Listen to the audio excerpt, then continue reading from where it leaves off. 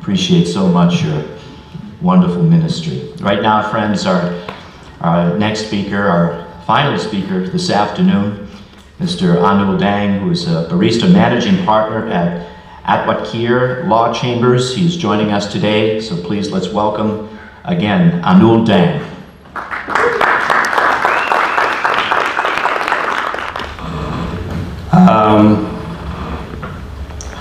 Our guest of honor, Joe and Trauma. Sorry for miscalling your name. Bruce and Gwen, Bill Alexson and Valerie, John Love and Maureen, Pastor Moses and his wife, Nancy and Steve Hayes, the host family, and Philip Deng and his lovely wife, Amanda, South Sudanese American community, and all the people here. Good afternoon. I am very privileged to be here today because I think this is a wonderful occasion. An occasion that is marked by something special. Being a Saturday, today and tomorrow is Sunday.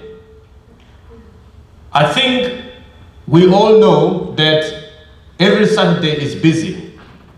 But this Saturday is busy for us because something is installed for us by God. I am here with you because of a very important cause that I travel to come to America. And that is to come and stand here in solidarity with this great man, Philip Awan Deng. Ladies and gentlemen, our country, South Sudan, is a country that has traveled a long road. And there is nothing that makes me so proud today to recognize the effort made by this wonderful country called the United States of America.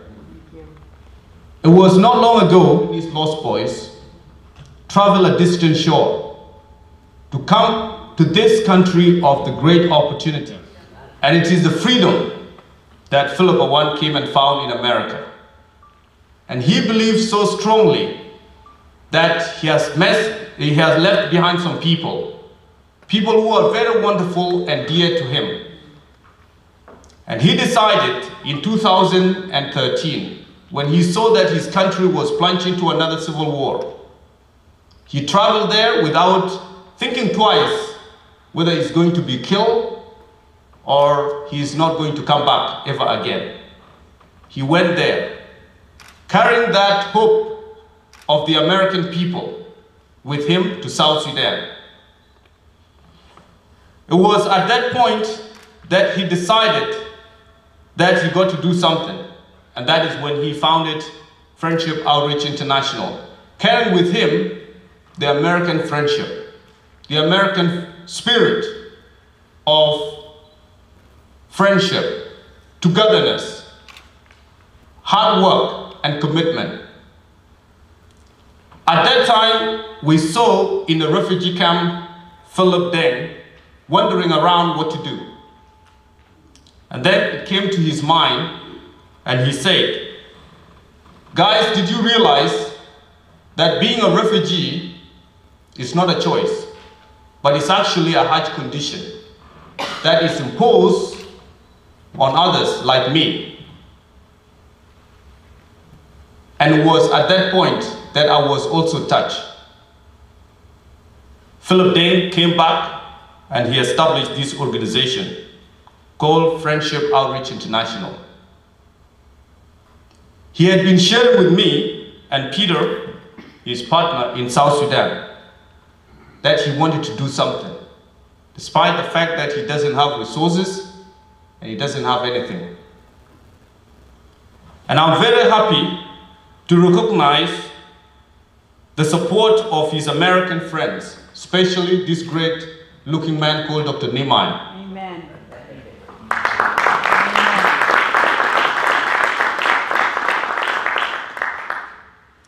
And many, many others, like Joe, Mr. Bruce, whom I had the chance to meet in 2017 in February, and many others. You all stood with Philip to give him a hope. Bill Alexson, to give him a hope that Philip, resources is nothing. As long as you are with Jesus, as long as you believe in yourself, and you have the focus and determination to get somewhere, everything will come your way. He managed to set up this organization, and ladies and gentlemen, I am proud to say to you what I witnessed. In 2015, Philip Deng was able to deliver containers full of various items to refugee camp. And what I saw personally was a joy in the faces of children, women who were able to have some clothes to clothe themselves, nakedness. I think that is your collective effort. But if nobody dreamed, maybe those people would have not got something like that.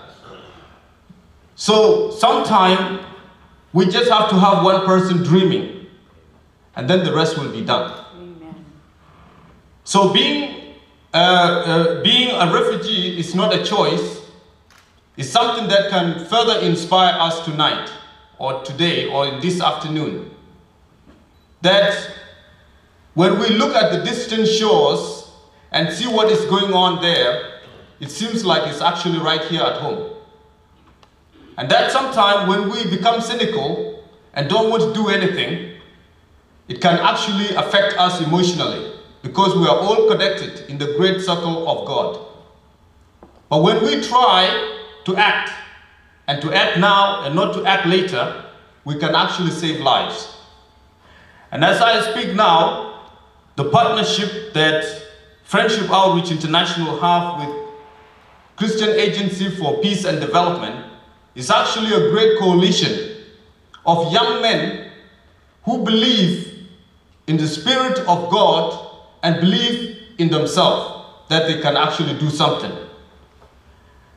And I have been their mentor because we all grew up together. And I say to them that you can do it. You can do it, and you can get as far as you can go. You can go as far as the eye can see. I'm not going to take long, but I want to tell you this. South Sudan is actually a country that is bleeding right now. It is bleeding, and it continues to bleed. But it has one hope. It has hope in the people of America. Why do I say so? South Sudan become a country as a result of the effort of the American people. It was in 2002 that the American government passed the Sudan Act to make it a legal requirement in South Sudan for peace to prevail, and for the people of South Sudan to decide for themselves whether they want to become their own independent state or they want to be part of the Sudan. It was not an easy thing, because the brutal government of Sudan in Khartoum was not giving any chance for the people of South Sudan to decide for themselves what they want to do. Because of this racial attitude, and also because of the Islamic ideology, that they want to make sure that the whole country become an Islamic state. But still, the American people stood shoulder to shoulder with the people of South Sudan until they became free. Now that the country is plunged into another useless civil war, I am sure with the determination of the American people, especially the Christian community that are here in America, because our cause was well understood, because many churches in America, they stood together and said that our brothers and sisters are suffering somewhere and we've got to help them. This help through the American government came from the Christian community.